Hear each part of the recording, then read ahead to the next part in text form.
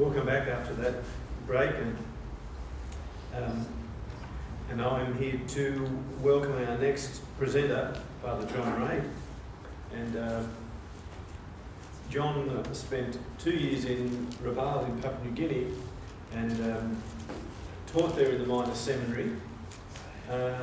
Following that, he moved to a little town called Paris,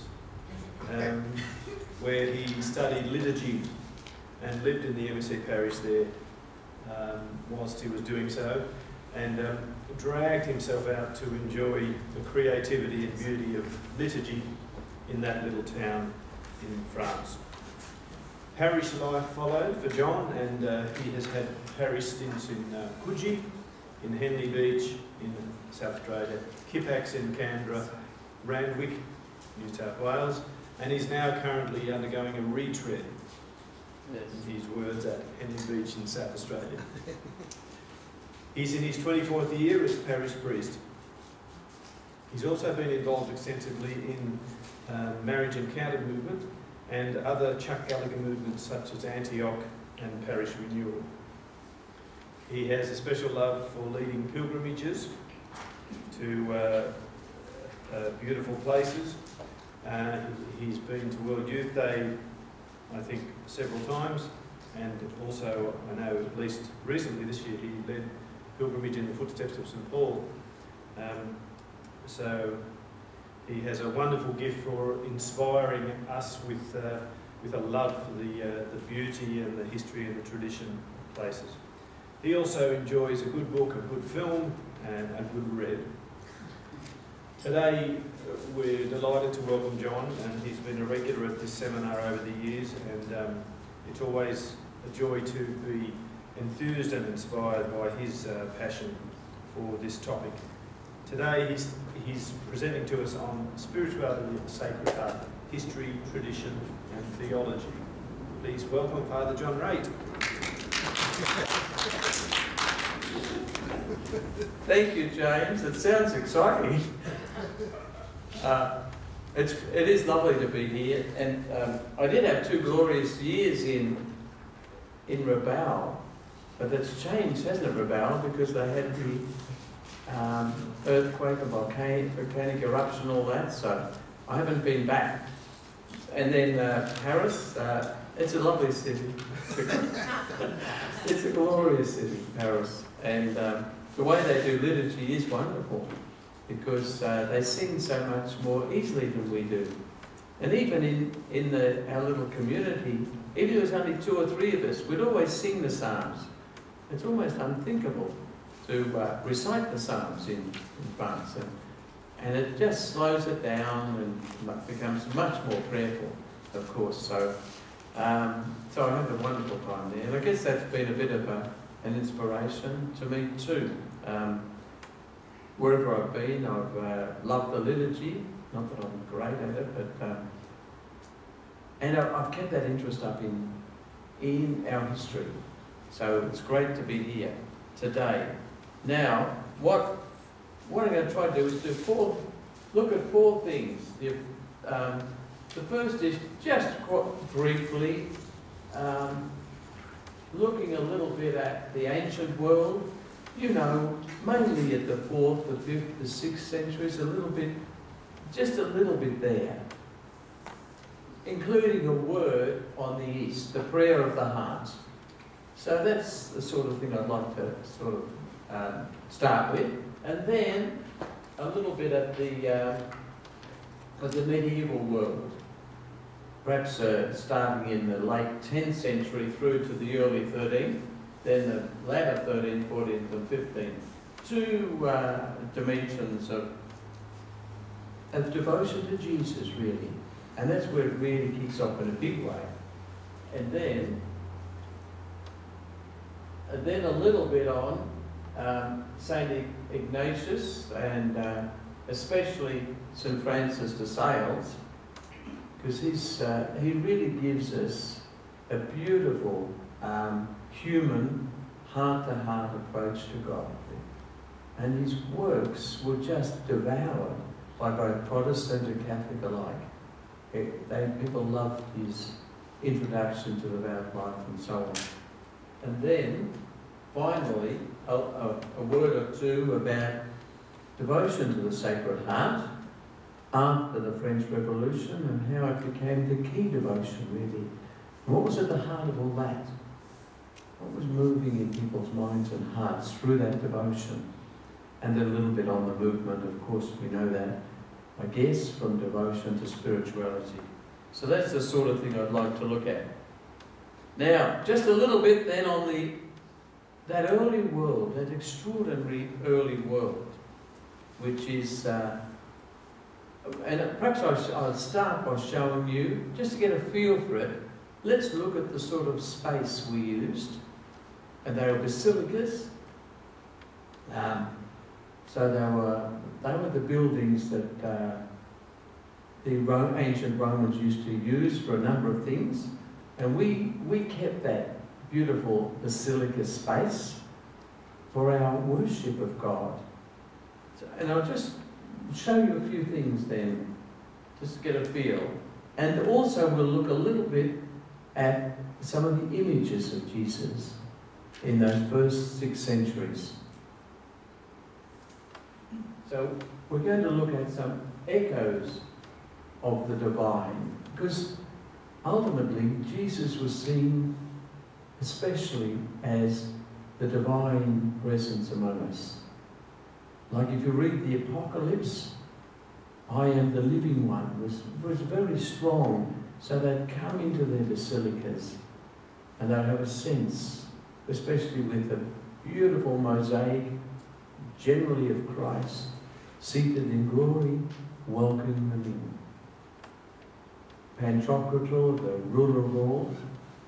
And then there's also intimations, which also got a sense of the human dimension of how we looked at Jesus too in this time. So it's one of my favourite churches. It's not well known, but it's the Basilica of Saint Euphemia. Saint Euphemia. And it's up at a place called Grado. Grado is right up the northeast of Italy, the northeast, and it was the ancient port city to the huge city of Aquileia. Now both those cities have lessened, and the biggest city that emerged as their successor was Venice. So they're the antecedents really of Venice. If we look at the ancient world, Aquileia was one of the top 10 great cities of the ancient world. Aquileia. Now you'll notice that you can see a little bit how beautiful it is to go into that space. I know when I went in there for the first time, I just breathed differently, relaxed, because it's a very welcoming presence to go into that church, which is how I think the early Christians felt going into their basilicas. But they were beautiful as well. This is one of the few that I've come across where the floor is still paved. It's quite beautiful and quite remarkable. The pillars are there with the windows, and the windows up the top. And of course there's the Lord in glory, which is not so clear, is it? But the Lord in glory welcoming you in. And we come into the house of the people of God where Jesus is. The altar is generally simple, and it's spacious for all of us to gather. Because originally the church was, and Christian churches,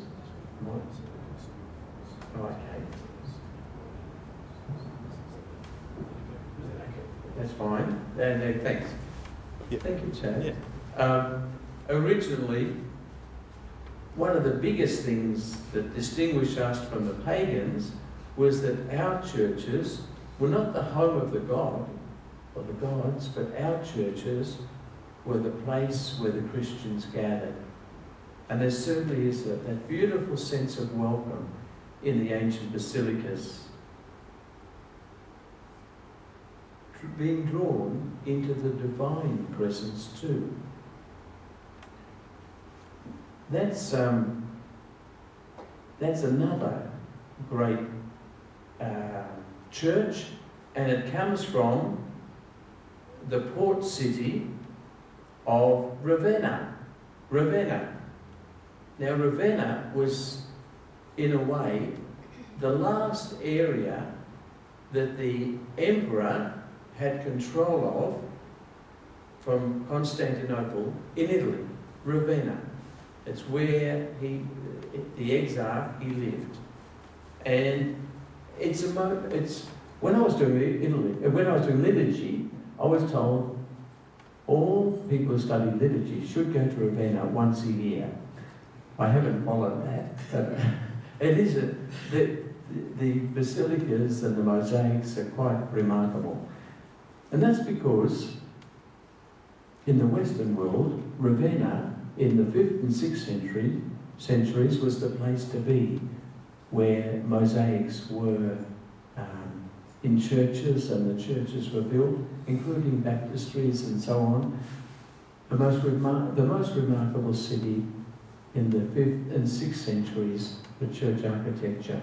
And again, that carries on that beauty of the ancient world. I remember I went into this with Father Tony O'Brien, and I couldn't move Tony out. He just sat there and gazed at the mosaic at the back.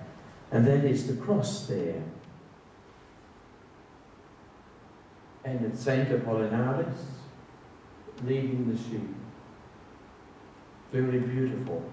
We'll just have a bit of a closer look at that. The next one. And you can see Jesus is right at the top, but the cross is certainly central. And we'll have a look at Jesus a little bit more closely with the next one. That's Jesus. And you can see he's raising his right hand, and he holds the book of the Gospels in his left, the book of life in his left. Just to move on a little bit, we're going to another church still in Ravenna, that's Saint Vitale. And the last one, also in Ravenna, that's a mausoleum for Gallia. No, that's not. It's jumping around a bit.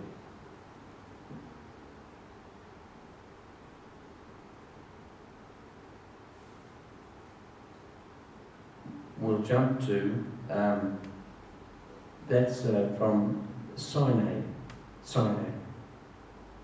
And again, it's how our Lord was often pictured then as a sense of the divine and the teacher of humanity.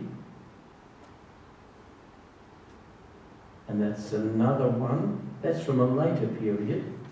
It comes from Constantinople.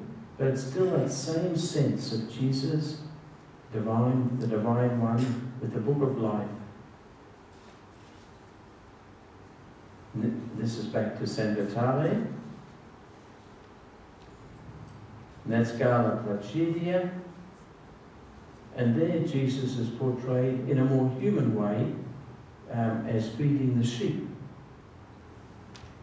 And there, a strange one. It happens to be in the Archbishop's palace in Ravenna. But it's Jesus as the soldier, as the victor over the forces of evil. And in this particular one, that's from, I don't have I think it's from Milan, up in the north, and from one of the great basilicas there. And it's Jesus again with the apostles, but it clearly portrayed as philosopher teacher. Not bearded. And Milan, Ravenna are just extraordinary places for mosaics. Milan was the capital, really, where the emperor lived in the 4th century, and Ravenna, the representative of the emperor in the east, was there in the 5th and 6th centuries. So they're great places to visit, to see how we picture Jesus. There's some mosaics from the 4th and 5th centuries again in Ravenna, and that's from St. Apollinaris, no, it's not Apollinaris. It's but it's one of the churches in Ravenna, and you can see there Jesus portrayed again as divine, and yet there's a humanity about him as well, as he mixes with people, as he's kissed, embraced, and so on. All around the church, you've got all these mosaics up top. That's a simple one of Our Lady, and that's from St. Praxedes in Rome. And that's Jesus there is, as a little one, is seen as embraced, looking at embracing the world, and very alive.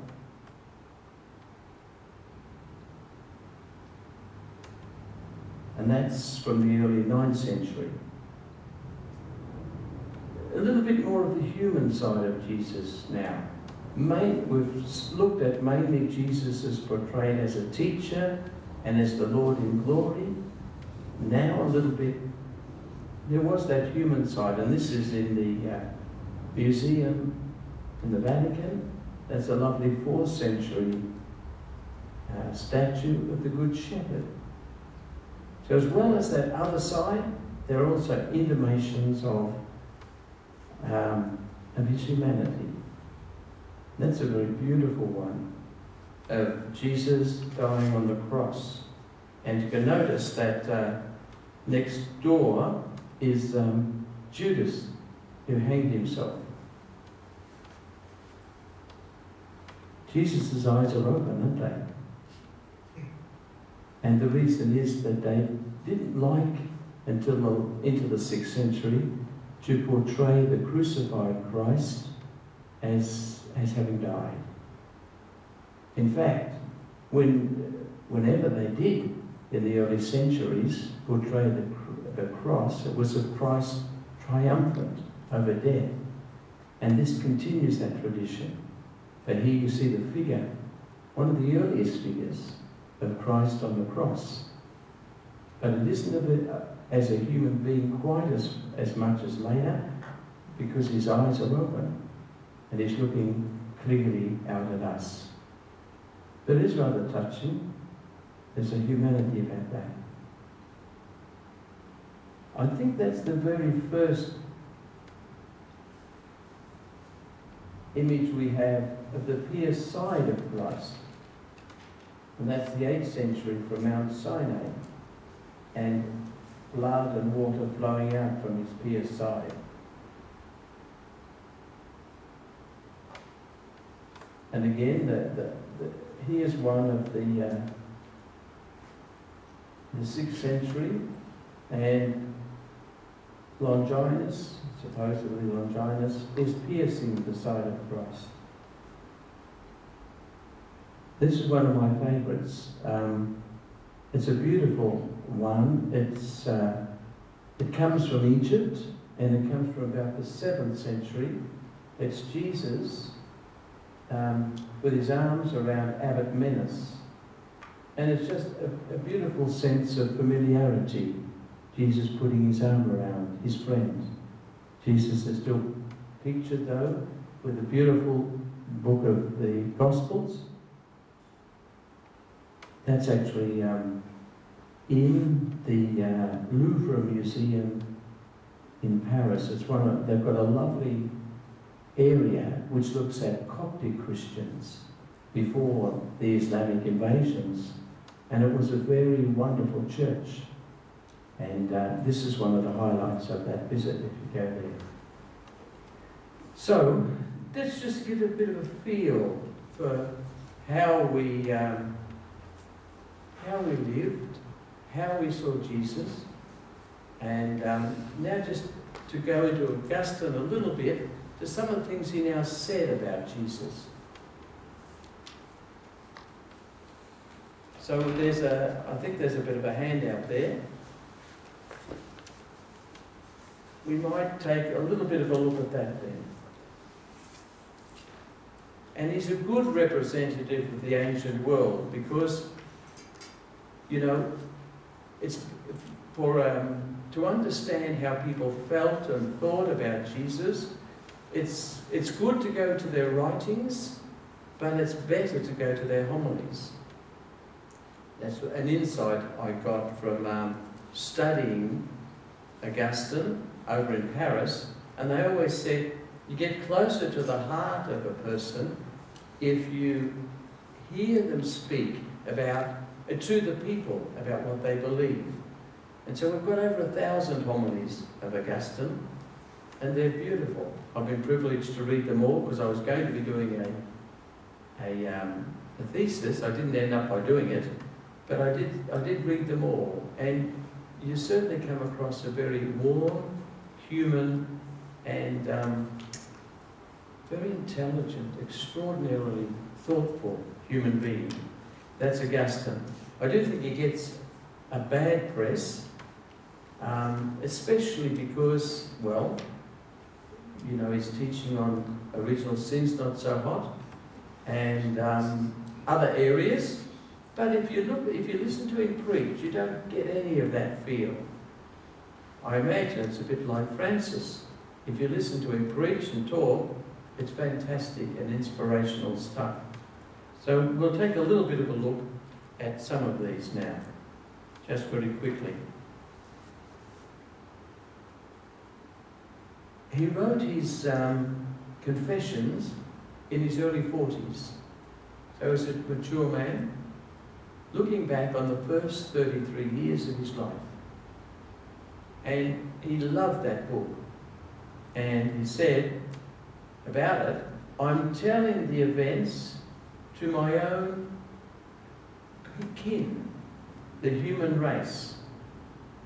What finds a readier hearing with you, O Lord, than a heart that confesses to you, a life lived from faith. And he almost draws together the sense that when we enter our hearts, that's the place we talk to God. That's the place of faith.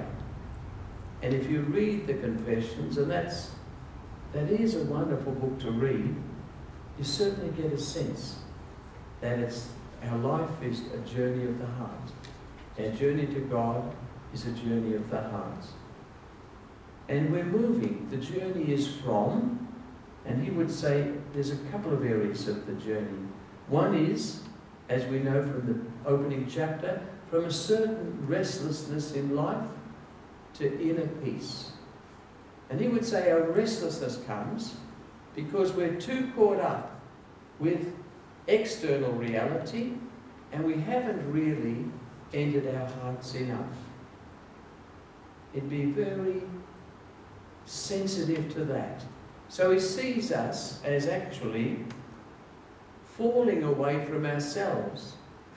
I think that's his best way of looking at original sin. Its effect on us is that we fall away from ourselves into the outer world, into the busyness of life. And one of his constant themes in his preaching is, go back to your hearts. Return to your hearts. Go back from the outside world to the inner world. And I think we can all sense that this great figure is moving us into a spirituality of the heart as a direction for our life. So let's just take a little bit of a look at these. Now, you know the confessions are a prayer, a dialogue with God. And they're confessing God's beauty and goodness, and they're confessing our sinfulness. So that's the ultimate meaning of confession. we tend to think it's all about confessing our sins, which is very narrow, really. Ultimately, it's confessing God's goodness and our failure to respond as well as we could. The thought of you, dear Lord, stirs us so deeply that we can't be content unless we praise you. For you've made us for yourself, and our hearts find no peace until they rest in you. That's the famous one, isn't it? But it's right at the beginning, and it's all about his journey to inner peace. From the time, this is from chapter 3, section 4, from the time my mother fed me from the breast, my infant heart had been suckled beautifully on the name of your Son, my Saviour. So she'd nourished her little one on the name of Jesus. It's a rather beautiful way of expressing. Deep inside my heart, his name remained. It's been instilled there as a baby. And nothing could entirely captivate me unless his name was in it. Isn't that powerful and beautiful? And it's only later he comes back to that, isn't he?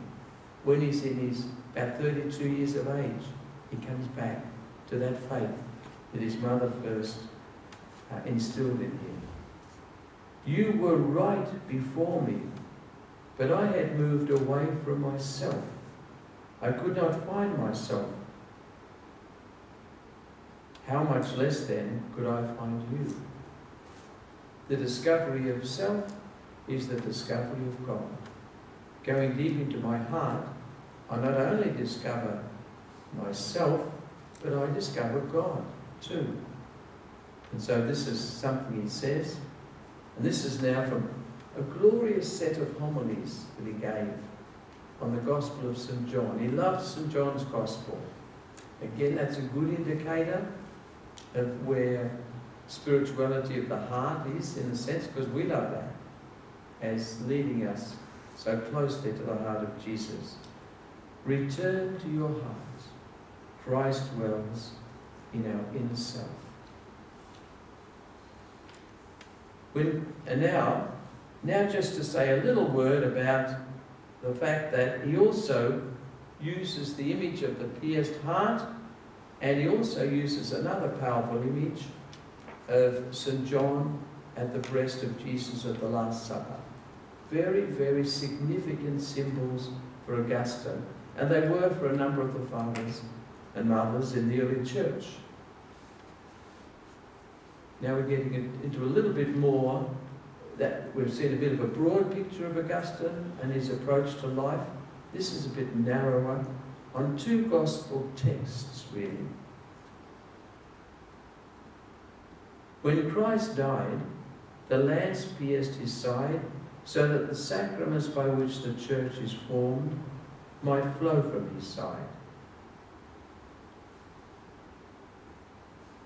The evangelist is careful with his words. He doesn't say that the lance struck the Lord's side or wounded it, but rather that it opened his side, that the door of life might be opened, whence the sacraments of the church flowed forth. And the second image of John at the breast of Jesus at the Last Supper, John leant upon the breast of the Lord and drank from that breast what he has given us to drink. John the Evangelist received a special gift from the Lord, upon whose breast he leant supper, by which is signified that he drank in the deeper secrets of his inner heart. So I've got a bit of a feel about that. It's a little bit of Augustine and his relationship with the Lord and his relationship with himself. And it's a journey of the heart, really. And it's a journey back into our hearts. And you see that in his confessions and homilies. So I've just quoted those mainly. Now, just a brief word about the Eastern tradition. You know, there are three great languages in the ancient church: Latin, Greek, and Syriac. The Latin is the youngest, and it begins in the 3rd century in Africa, because Rome being so conservative, they keep Greek going until the 4th century before they start to have Latin in the liturgy. So Latin's the newest language, really. Greek, of course, was the one for the educated classes. And then in the Middle East, if you go over there, it's Syriac. And Syriac is the most existential, it's the most heart-centered, heart-focused, I guess you'd say, language. Because Greek tends to be a little bit theoretical, mind-centered, whereas the Syriacs were more heart-centered. We notice it especially in monasticism. And in monasticism, we're after discovering our true self. You know, Thomas Merton talks so much, doesn't he, about the false self and the true self.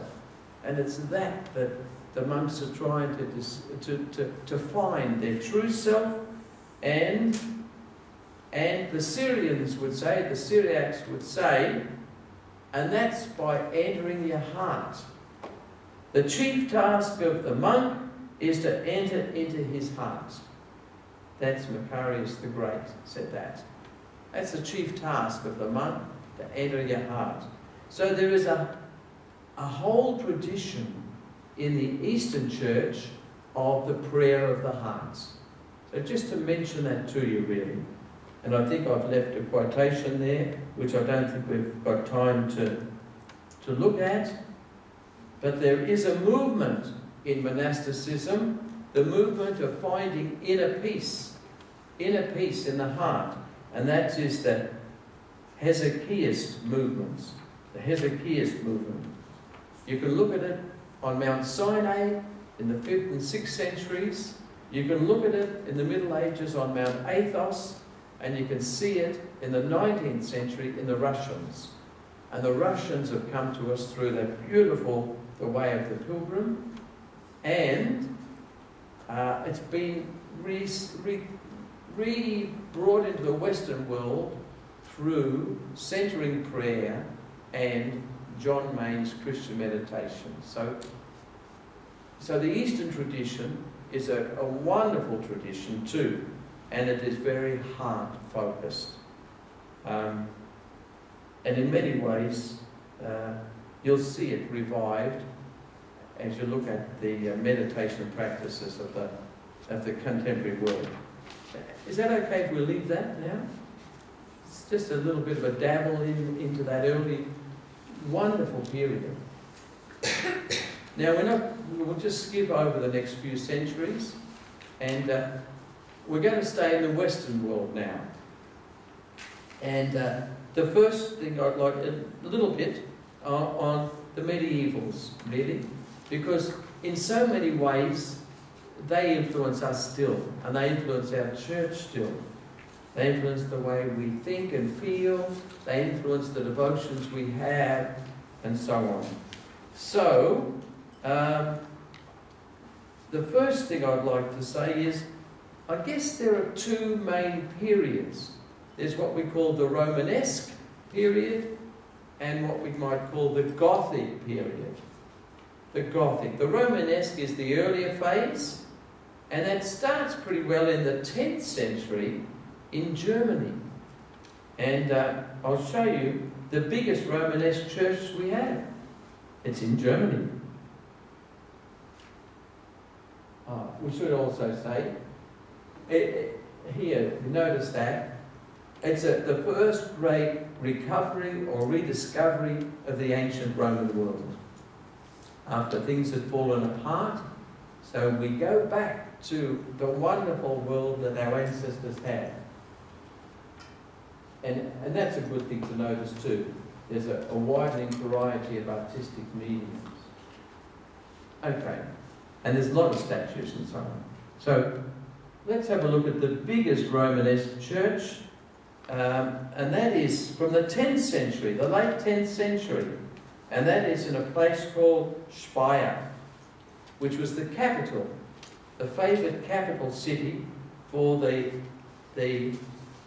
Ottos, the great Ottos, the emperors. So if you were living in that world, from the late 10th century, and especially flowers early 11th through till the early 12th centuries. It was the largest church of its day, and it is still the largest Romanesque church. And for a whole century, all the kings and emperors of Germany are buried there, so it's the necropolis as well. If you're travelling around Germany, you've got a few moments, there are 3 extraordinary cathedrals pretty close. There's Worms, there's Speyer, and there's Mainz, and they are wonderful. So let's have a look inside. It is a recovery, but it's a little bit more majestic, isn't it, than the simpler world of the Roman world, the simple but beautiful world of the Roman world. So you have a sense of majesty as you go into that.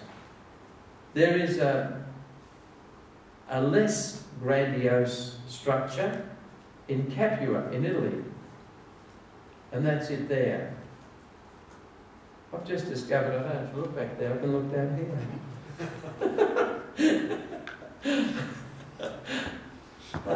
John, just clarification, are we still in the basilica shape? Yes. Is that basically like a rectangular? Correct. Yeah. That's there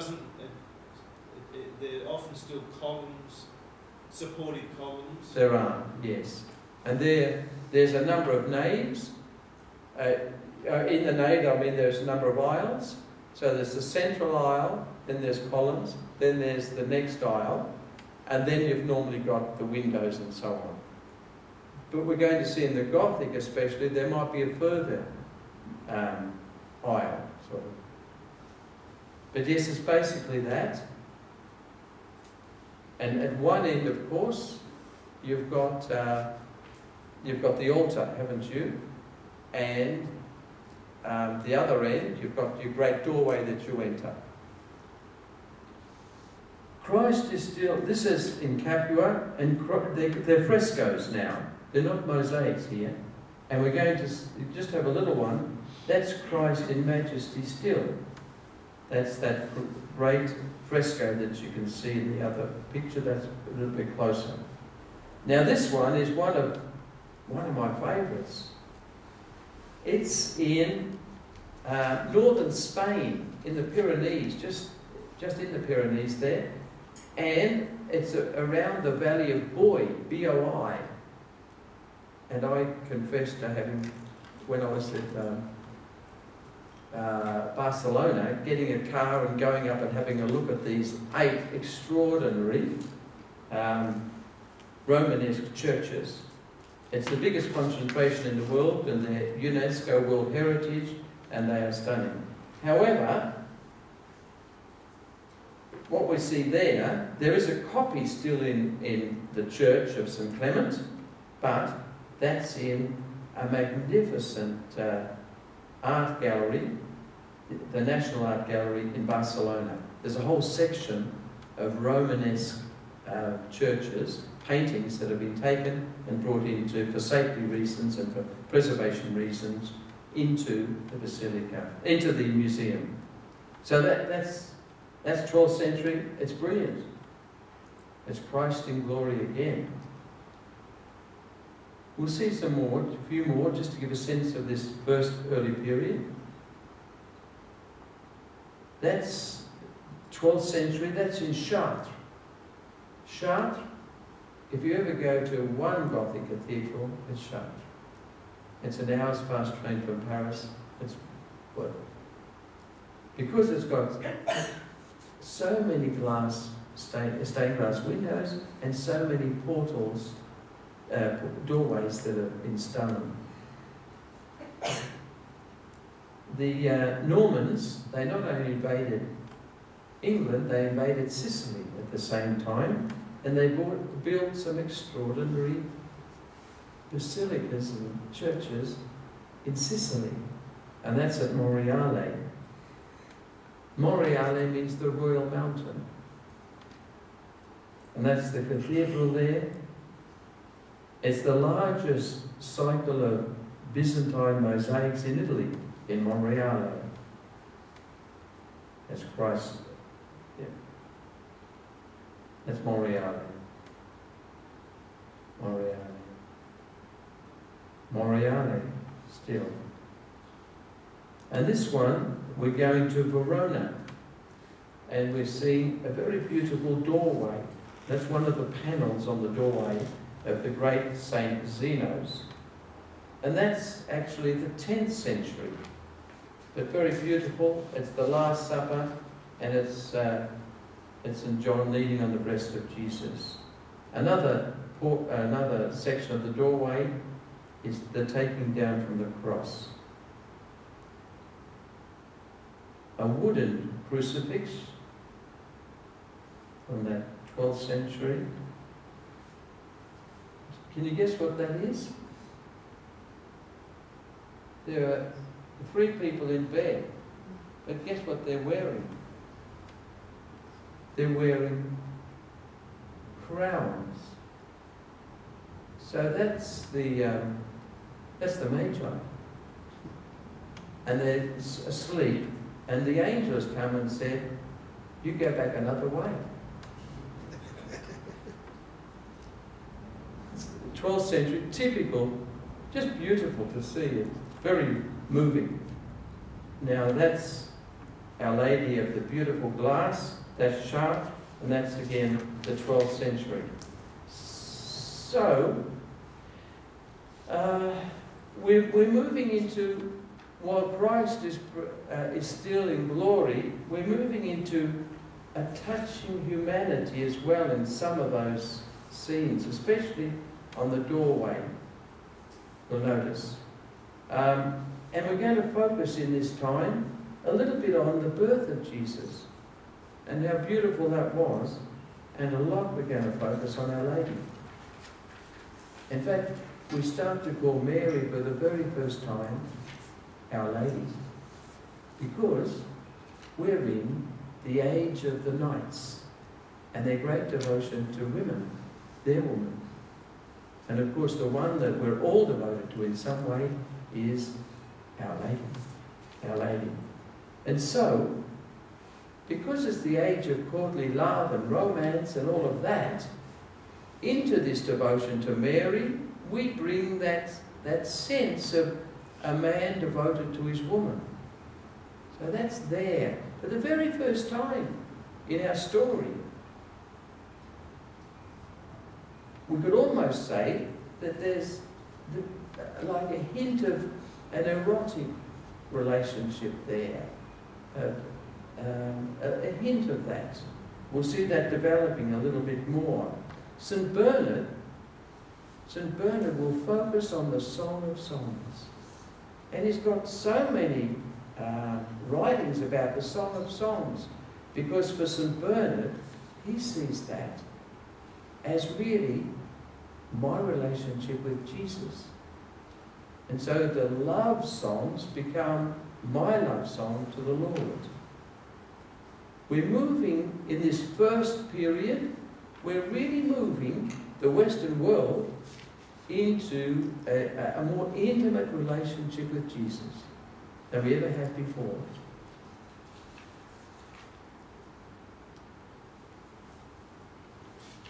And so I'll just take a brief look at that. I'm conscious that we'll stop in a moment or two. We might have to leave you to look at that. Would you do that at some stage? St. Bernard, he's key. He's the most significant figure in the first half of the 12th century, by far. And his writings, everybody sees in the Cistercians, because of St. Bernard, the spiritual path we should follow in some way. Let's take a brief look at the Gothic now. That's the next phase, beginning with characters like Francis and Dominic, and the rise of the vernacular language and so on. But we'll take a little bit of a look at that. You know, we get the Gothic cathedrals and their palaces of light, buildings of extraordinary light, and that's when the stained glass windows really take off, and even more human. But because there are challenges socially, the focus moves also into the man of sorrows, into the wounded side of Christ, into his 5 wounds. That's just a little bit, to give you a sense of the Gothic. That's St. Peter's Cathedral in Beauvais. Now it's only a little bit of it because the rest fell down. But it is the tallest, the highest. And you go into it and you certainly are overwhelmed by the size. If you look at what's like inside, it's wonderful. Then, just a few pictures of Jesus. He's a little bit moving into this is Pietro Cavallini, the Last Judgment scene, and it's in a convent in Rome. It's not open, you have to ask to go and see it. But it's a magnificent picture of Jesus.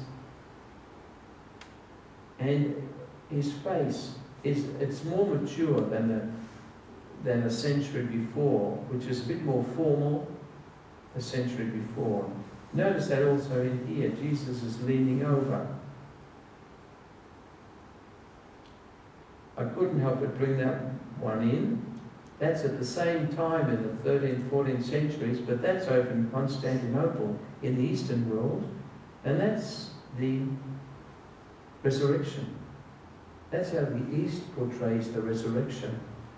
It's Jesus going down to the underworld, to hell, and grabbing the arms of Adam and Eve. It's very beautiful. So that's a must-see. Kora, the Kora monastery or church in Istanbul. We had a little pilgrimage to Greece and Turkey with 19 people in April, May, and thank God we had to persuade the bus driver to reach the guide, and we did get there, and it is magnificent. Now, of course, a lot of the focus goes on to, in our worship, our prayer life, goes on to the Madonna, for the very first time like this, mother and child. And that's it. You'd think that person was real. It's so beautiful. That's from a beautiful scene of the Visitation, and that's at Reims Cathedral. Just quickly, a few others. That's interesting because Jesus and Mary are portrayed together, and that often happens in the later Middle Ages too. That's the early 13th century. We've got some beautiful touching scenes of the crucifixion. Giotto, that's the lovely Giotto at Assisi. And again, we see the people with tears in their eyes as they look towards Jesus. The humanization of the scene of the Gospels becomes stronger and stronger in the later Middle Ages. That's the Last Supper. They're all sitting around chatting, and St. John at the breast of Jesus. Then there's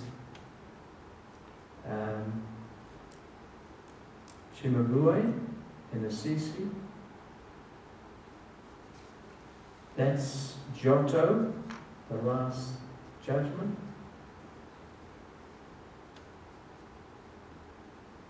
That's 15th century, Christ with St. John.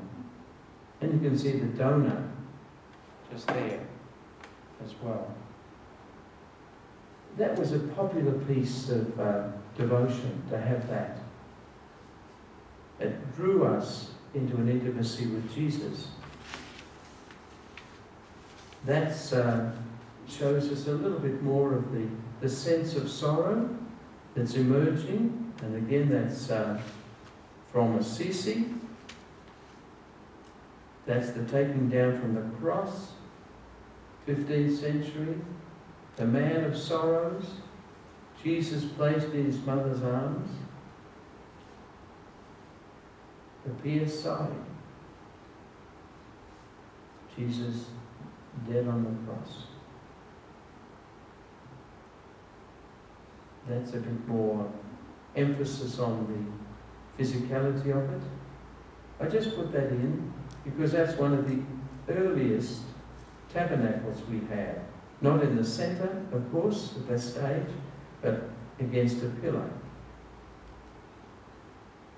And that's Jesus pointing to his pierced side. From a lovely book on devotion to the Sacred Heart in the early Middle Ages. Now that, do you know what that is? That's a little trapdoor over the heart of Jesus, where the Blessed Sacrament was placed on Good Friday until Easter Sunday. The dead Christ and Jesus with his in our arms of Mary. So, just a little bit there. On the latter Middle Ages, some themes sort of emerged. A little bit more emphasis on the death of Jesus, on his dying on the cross, on his sufferings. And in our devotional life, there's a strong current of that emerges. There are a lot of ways of the cross and Calvaries and so on.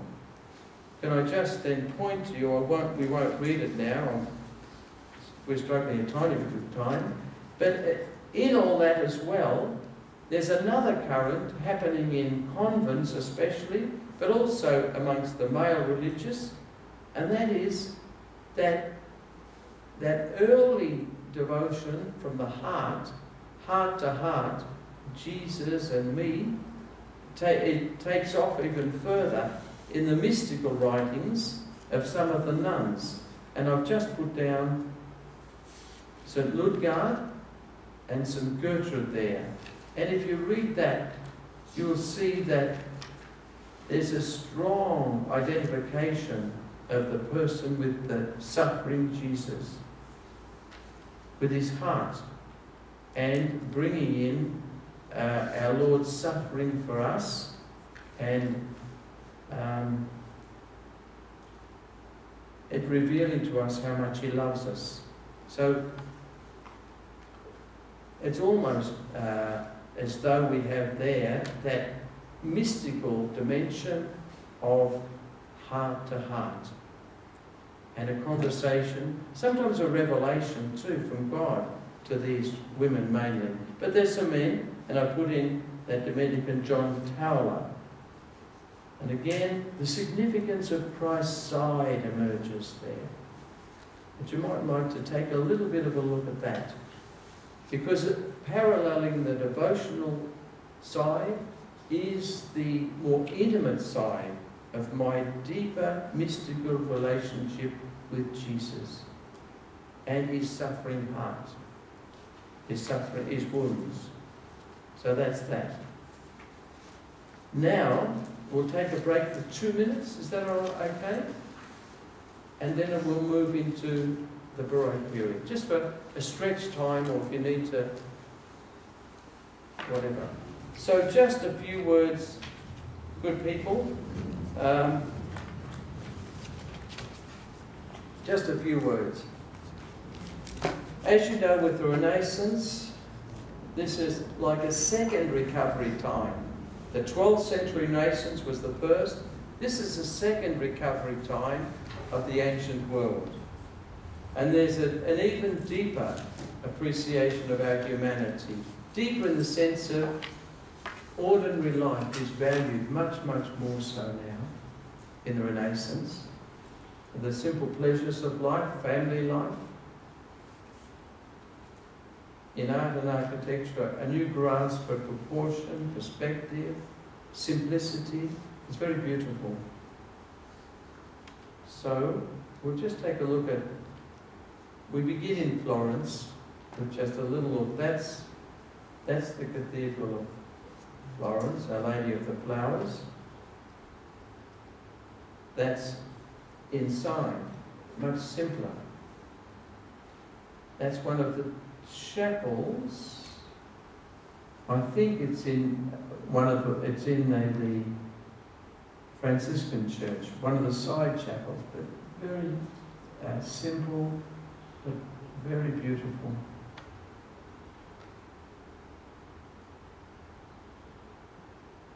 That's Da Vinci.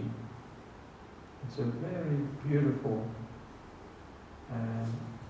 Anne Mary Jesus.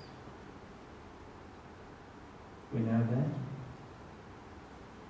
We know that baby. So that's this is the world that you know, the Renaissance world. And now we move into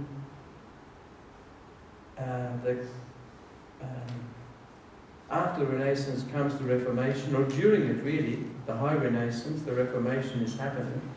So that changes our worship in a reasonably profound way, because close to half of Europe, besides those external things like pilgrimages and indulgences and all those sorts of things, aren't necessary.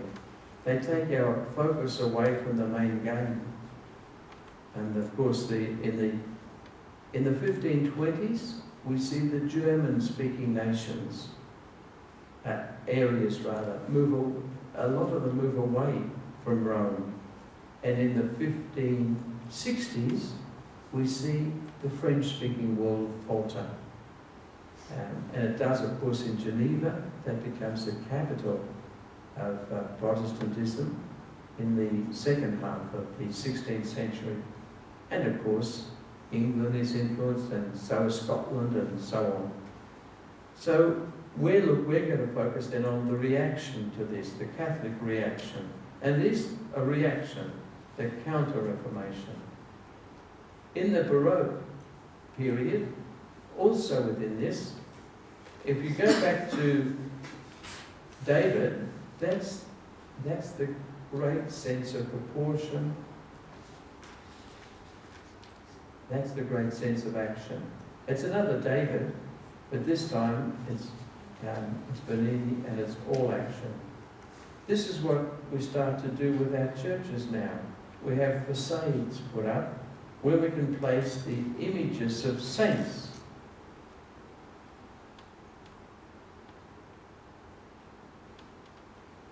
And our churches in the Baroque period get very ornate.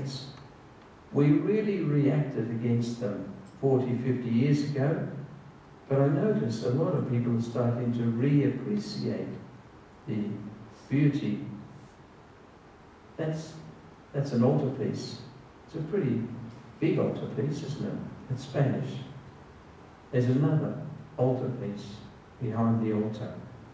And with the Baroque, we have a strong sense there that we're portraying to the people the court of heaven in some way.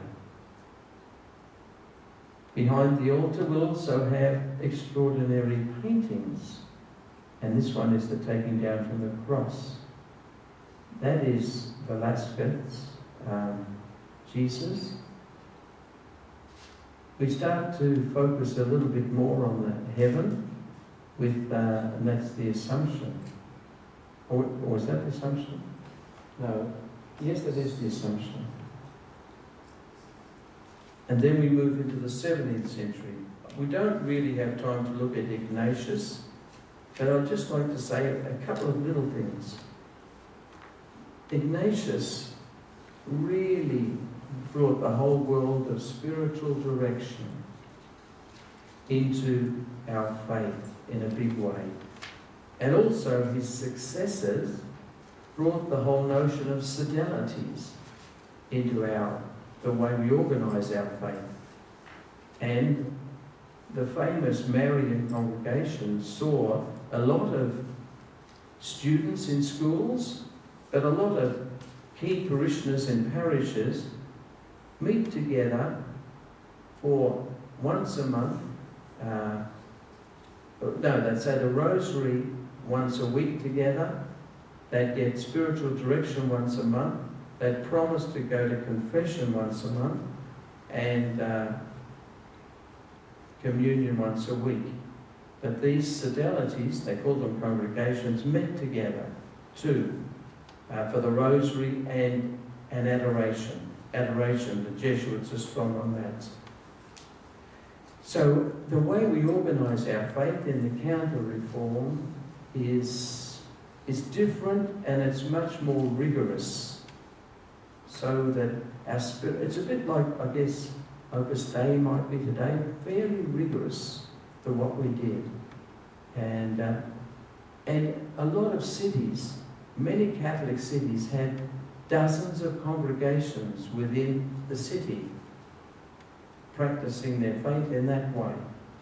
Now, we move into the 17th century, where that's a century that focuses on our heart in a big way, not only because of the discovery of the circulatory system, but also because we start focusing more and more on this mysterious reality of the human heart. In fact, you'll see many people, the body is buried in one place and the heart in another. So we'll just take a look at a few of these. That's one of the earliest pictures of devotion to the Sacred Heart. And it's just a heart. There's another, and that's of the Trinity, the Father, the Spirit, and Jesus, represented strongly by the heart. That's one of the, I think, 17th century pictures of the Sacred Heart, Jesus holding his heart.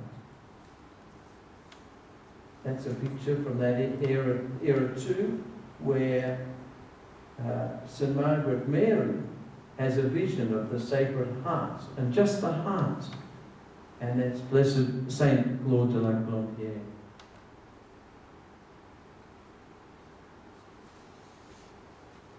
I think that's meant to be Augustine, who was on fire. His heart was on fire with the love of God.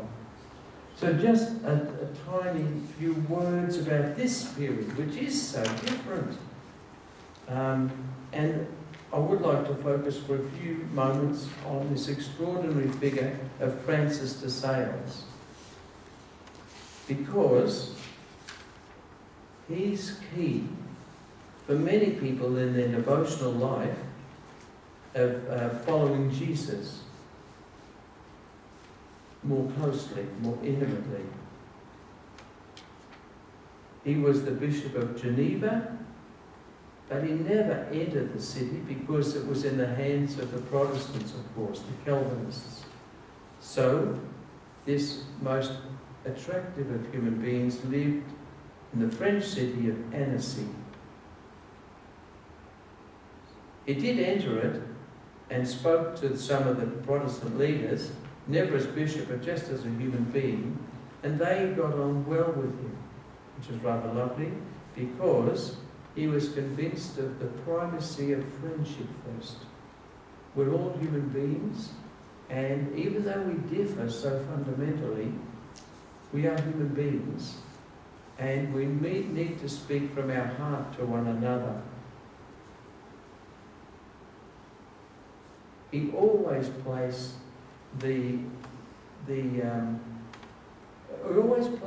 love above arguments, because he was totally convinced You can't argue anybody around to believing in you. It's always a little bit counterproductive. So approach them and love them. And another thing he strongly believed that it's also counterproductive when you're working from fear in religion. Because it's not the fear of God that we've got to get across, it's the love of God. And so his treatise is the treatise on the love of God. So he became a great spiritual guide for people in the late 16th, early 17th centuries. He wrote many, many letters. And as I mentioned, I think, his introduction to the devout life just was a bestseller for both Protestants and Catholics, helping them to nourish their inner life, which included, of course, their relationship with Jesus. God endowed him, says one of the people who wrote his life stories biographer, with incomparable gentleness. He won over the spirit by touching the heart. It's lovely, isn't it? And we won't have much chance to look at this great significant figure. But we'll just look at one little thing. We'll look at the first. As the body needs sleep to refresh and soothe its tired limbs, so does the soul need time to sleep and rest in the arms of its heavenly spouse, to restore the strength and vigour of its spiritual powers that become exhausted and tired. Therefore, I will allot a certain time each day for this sacred sleep, so that my soul, in imitation of the beloved disciple, will repose with complete confidence on the loving breast, actually in the loving heart of the loving Saviour. Now, you can see in that, I'm sure, there's that biblical sense which has always been strong of John the Baptist, of John the beloved disciple on the breast of Jesus, and drinking from his heart riches and nourishment. That's there, but there's also the strong need we have as human beings when we're exhausted and tired, just to rest in the Lord and to regain our spiritual strength. And he actually says to rest in the loving heart of Jesus. This is the century above all that is strong on the heart of the Lord.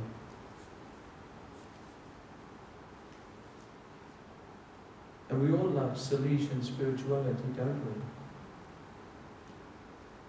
St. Francis de Sales, Salesian spirituality. And I remember Father Frank Fletcher just really loving Francis de Sales, because he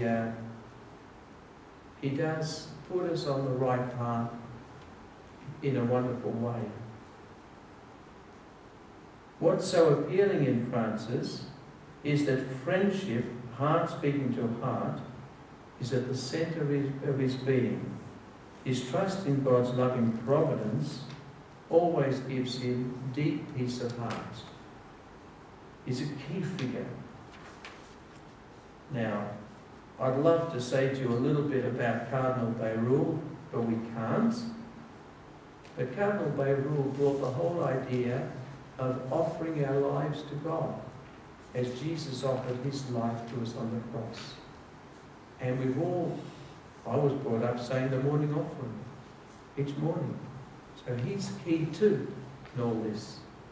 Vincent de Paul, a simple parish priest, but a strong sense of making sure that in every parish there was a group that helped the poor.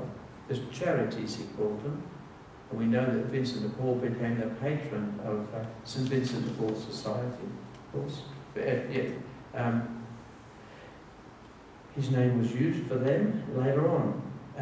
Also, Vincent de Paul, now going to the Jansenists. The Jansenists and the Jesuits had fights. Have you heard of that? They had a lot of fights. Because the Jesuits promoted more external piety. They had concerts, religious concerts, which are good. A lot of people are attracted by them. And they had these marrying congregations, as I mentioned. But they also were the promoters of devotion to the Sacred Heart. And the Jansenists, they were the mystical people. They were the ones who really didn't like the Jesuits. And they thought the Jesuits were too showy, too elite. And in focusing the attention too much on devotional practices, they neglected the heart of it all. So they would say, when you go to communion, don't go out of habit or routine, prepare for your communion. Same for confession. They didn't really like Rome and its Baroque stuff. They were strong for the local church. Very strong. They wanted the Mass in English. They wanted to elect bishops. They had a big agenda, but it was a beautiful agenda. Again, they have a bad name because they were too rigorous, but so much of what they wanted to do, of course, we've accepted as, of course, so basic. But they were mystical, and the church didn't like them, and eventually squashed them. So you've got and the other big thing in France in the 17th century is the Protestants. And in 1685, they were all kicked out of France. 1 million Protestants kicked out of France. Margaret Mary gets her third revelation 4 years later. I'd be pretty certain there's all these currents are in Margaret Mary in some way. She does, following the Jesuits and the Saint Pierre Claude de la Colombière, she's got a Jesuit advisor, so she fits in very neatly with that focus on the physical heart, the heart which represents the inner heart of Jesus. And she fits in very neatly with those medievals who spoke to Jesus so intimately.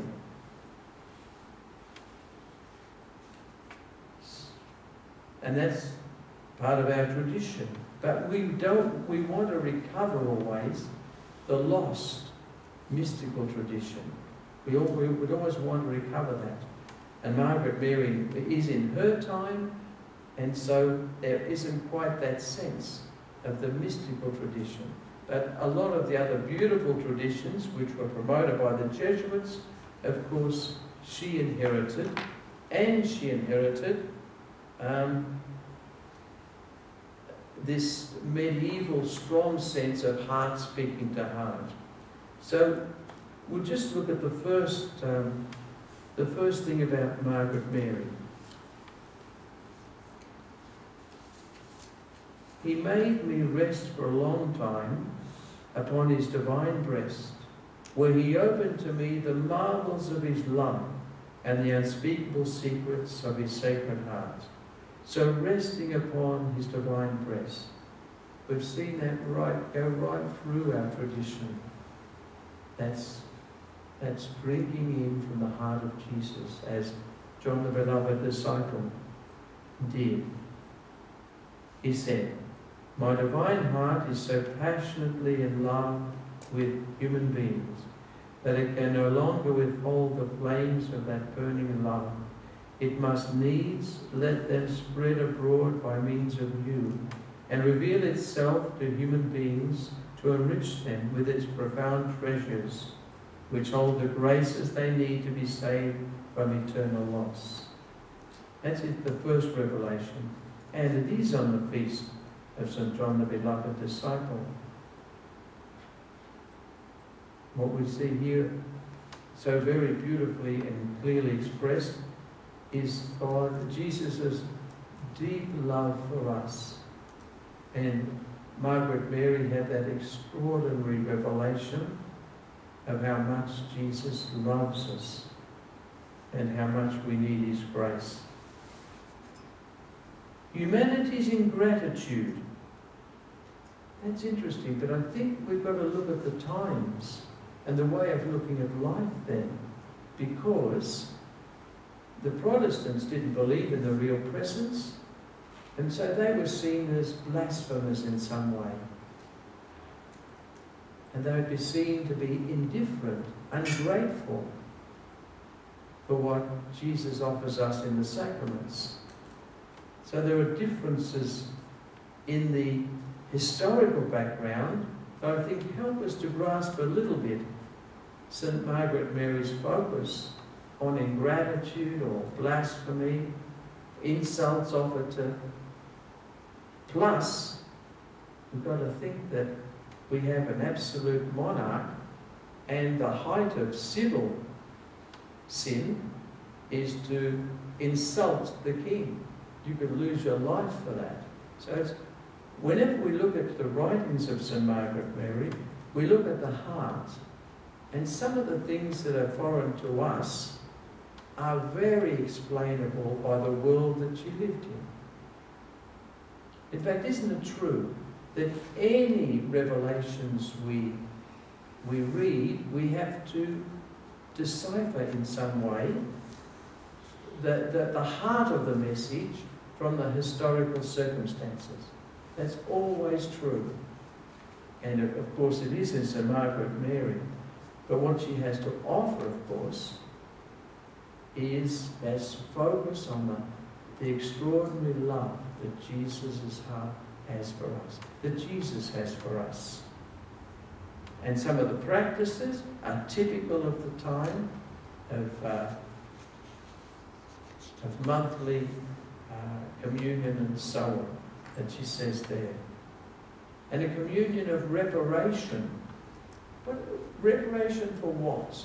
And again, the Protestants have just been kicked out. So for all their sins and so on, we've got to repair for them. We've got to repair for the fact that a lot of people don't practice their faith and so on. So I think that's important. She is an immensely significant figure, but probably misunderstood today because we misunderstand a little bit the times. Does that make sense there? It's a vital sort of thing.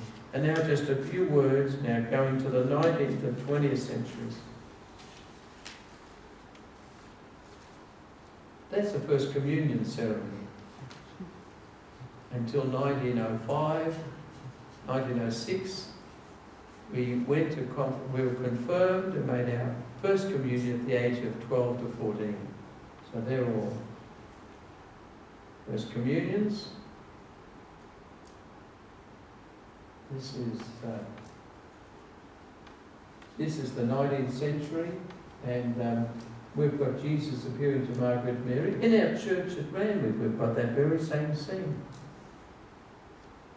Because the devotion to the Sacred Heart, as a devotion, really is strongest in the 18th and 19th centuries, and first half of the 20th century.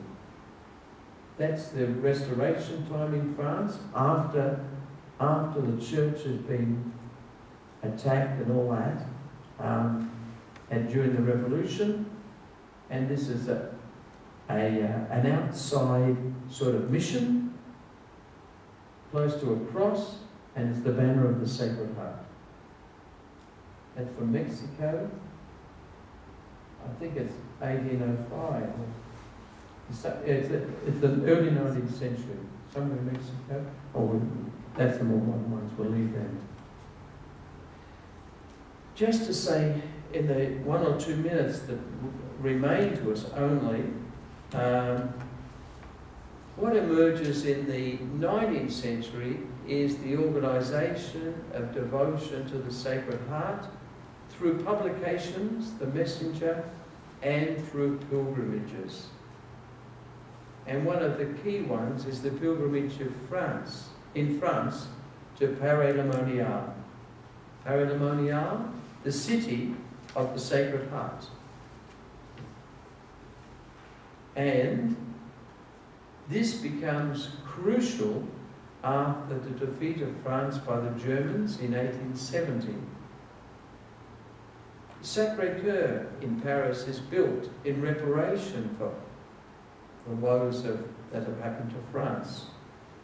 And very quickly, trains are organised to take pilgrims from everywhere in France to the city of the Sacred Heart, to Lourdes as well, but to Paris-le-Monial, and even to Ars, to visit where the curé of Ars was. And pilgrimages in the old world were very public, and there was a whole organisation over a weekend of what you could do on a pilgrimage. There still is, and it still exists in France. But in a sense, we've got to finish in a minute, in a sense, there's a political dimension. So we've got to, when we look at devotion, at Paris-le-Monial, devotion to the Sacred Heart in the 19th century, and as we inherited, there's a political dimension to it. And that's okay, we just realise that, because the struggle is between the Church, on the one hand, with Christ the King, Christ the King ruling the Church, ruling the world through his heart, and the secular powers. Now all that world is gone, so we're recovering always the essentials of devotion to the Sacred Heart in a world that's moved from devotion to spirituality. We've got to understand always the historical circumstances of a person like Margaret Mary, and the political historical circumstances of place of devotion to the Sacred Heart that I at least grew up in, and perhaps some of us are aware of, but have moved so much in this modern world into spirituality. Taking all the best of the past, of course, but re-situating it for us in a modern context. I think we'll leave it at there because it's lunchtime. Thanks, good people. It's been lovely to be here.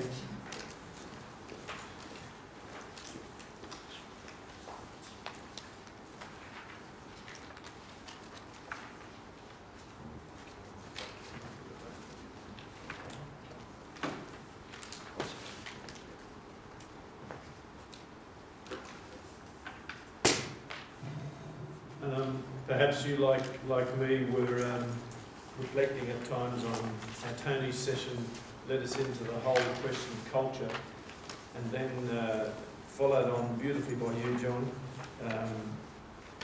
You filled out in very concrete terms many aspects of what Tony actually shared.